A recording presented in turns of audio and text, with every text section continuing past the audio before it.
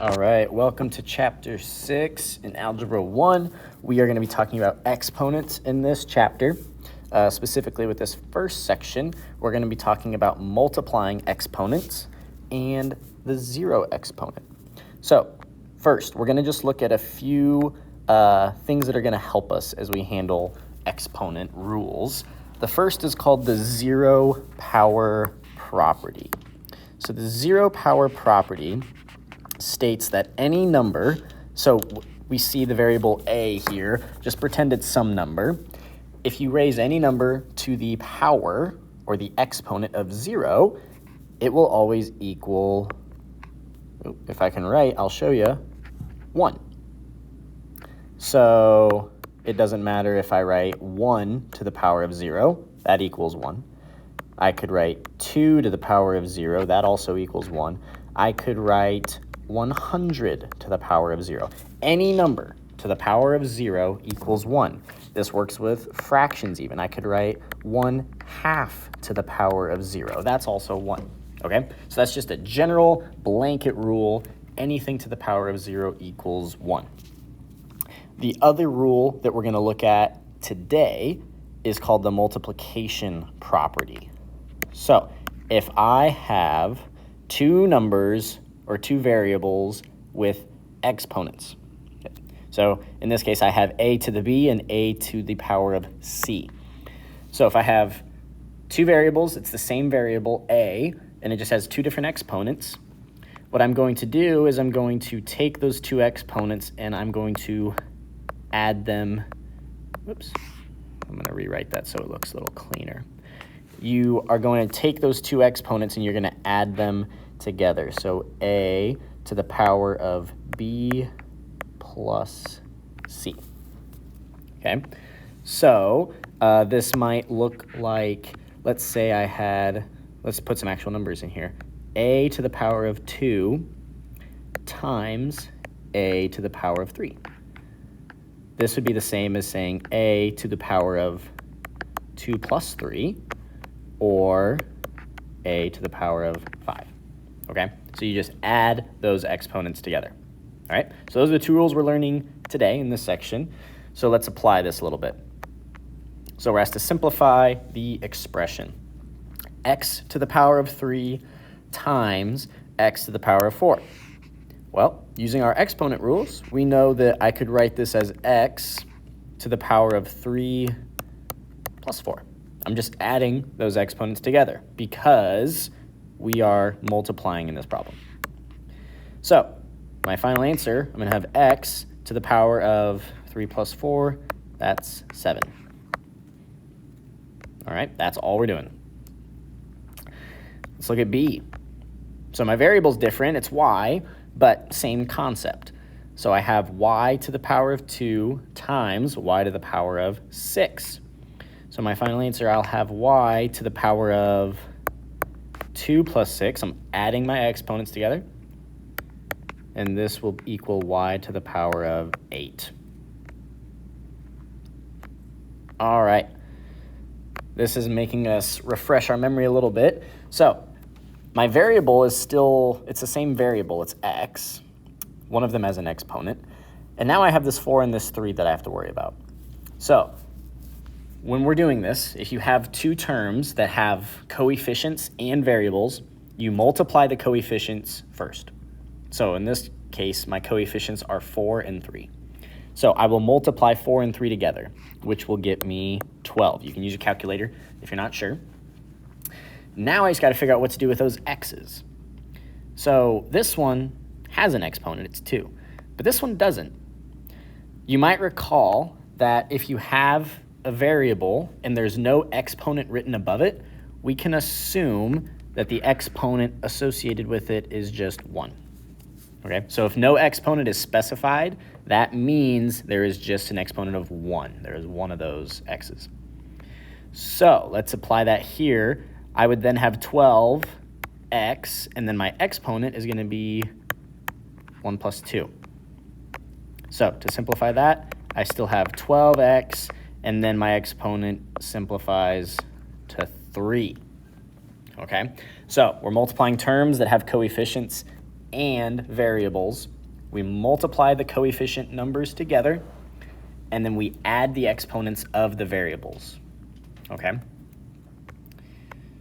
All right, now we're getting into the 0 exponent. 17 to the power of 0. I'm going to pause. I want you to think about this for a few seconds. What do you think your answer is?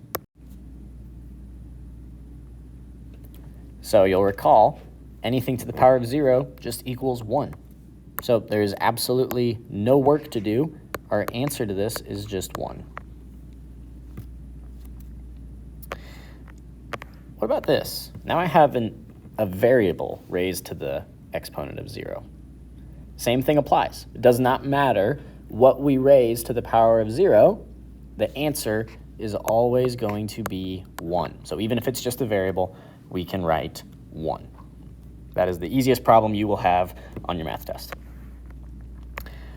All right, now we're going to start combining these two rules into the same problems. So I have 14 x to the third y, so that entire piece is one whole term.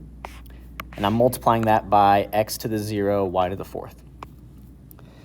So first rule, we need to multiply our coefficient numbers together. So I have 14 here. There's no number in front of this term. So I can assume there is a 1 here, because if I multiply this by 1, it does not change its value. So 14 times 1 is just going to get me 14. Now, individually, I need to add the exponents of my x variables and then my y variables. Okay, so I can't mix them all together. I have to do them separately. So first, I have x to the third and x to the 0. So if I add those, I will have x to the 3 plus 0.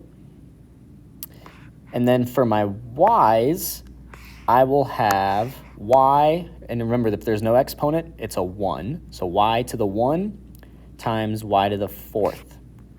So that will be 1 plus 4. Okay, so if we simplify this, I'm still going to have 14. For my x variable, 3 plus 0 just gets me 3 for that exponent. For my y variable, 1 plus 4 will just get me 5. So my final answer is 14, x to the third, y to the fifth. Okay, so just remember, when you're multiplying terms that have different variables, you need to keep them together. Think of them as like variables. X to the third and x to the 0 can combine, y and y to the fourth can combine, but I can't mix the x's and the y's with those exponents. All right. Let's take a look here. Remember, this problem looks a little different, but if I have two terms in a parenthesis written right next to each other like this, I can infer, or I know that multiplication is what's happening, okay? So I just highlighted my two individual terms, but remember that these are just getting multiplied together. So I want you to pause this video and try and do this one on your own. I'm gonna give you guys a little bit of time. Unpause when you're done and see if you get the same answer as me. Okay, so I multiplied the coefficients together and got 24. And then after combining my a variables, I got a to the power of 8, and then b to the power of 4, and c is just c to the power of 1, but I just wrote it as c. All right, let's look at example H. Okay, first thing, I'm going to multiply the coefficients together. So 2 times 3 gets me 6. Next, both terms have x, so I'm going to add the exponents. So x to the power of 4 plus 2, since those are those exponents. Now, there's nothing left in the second term. So I'm just going to copy down what remains of the first term, y to the 7th and z to the 3rd. The only work left is to simplify the exponent for x. So 4 plus 2 gets me 6. So this whole thing simplifies to 6 times x to the 6th, y to the 7th, and z to the 3rd. All right, try this one on your own. See if you get the same answer as me. All right, I got I got 6, a to the 4th, b to the 6th, and c squared. If you're able to do this step in your head and you don't need to write a to the 2 plus 2, you just see that you would add these 2 and get 4, you can skip this step if you want to. That's up to you. I like to write it in because it helps me organize. But if you can do all this in your head and you feel confident, feel free to skip this step and go straight to here if you would like. All right, let's go over here. Now we got a challenge problem. What on earth are we doing here? Well, we're doing the same process. There's just a lot of other variables. So what is the first thing we should look at with this problem? First, notice your coefficients. So I have a 14 here and a 2 here. So I'm going to multiply those before I do anything else. So 14 times 2, use your calculator if you need to, but that will get you 28. Okay? Now, we have a lot of variables. And if you notice, they spell out an interesting little phrase for us.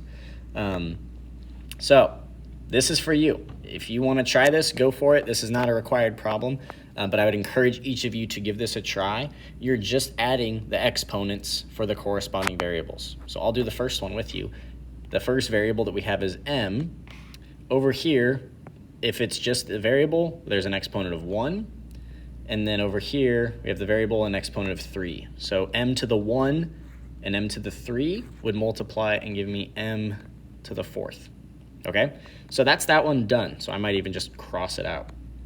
All right? So then I just have to get through these variables and write my answers here. Okay? So go ahead and try this on your own. If you get it done, show your teacher and maybe they will give you a little prize for it. Good luck.